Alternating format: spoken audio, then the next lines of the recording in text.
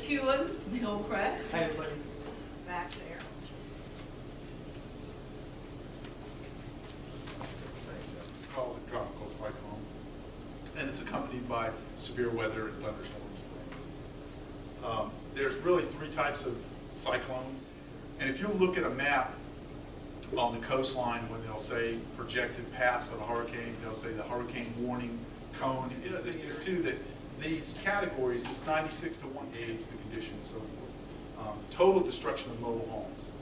This is a very important in the case of Katrina. So much of the damage. We were going to do this presentation, don't feel like they're at risk because now we've been a few years without a storm.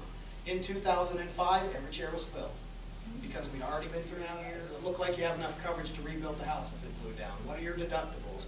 Is your mortgage information? One is, let's say you have your house insured for $100,000 today. Well, during the aftermath of a hurricane, it's probably going to cost $130,000. Circuit fund. It's a fuse that protects the system. And if the line goes down because of a tree, it blows the fuse.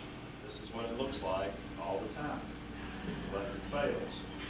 If it fails, it's impossible really to tell the difference between a power line, a phone line, a cable TV line.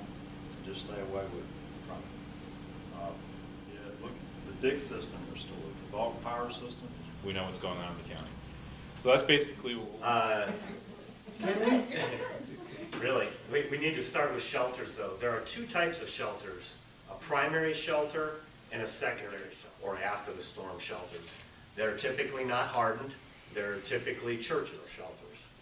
So that's the difference between shelters. And in Lake County, emergency management is overall in charge of the primary or before the parvo thing that goes around in kennels, where we don't want that happening in a shelter.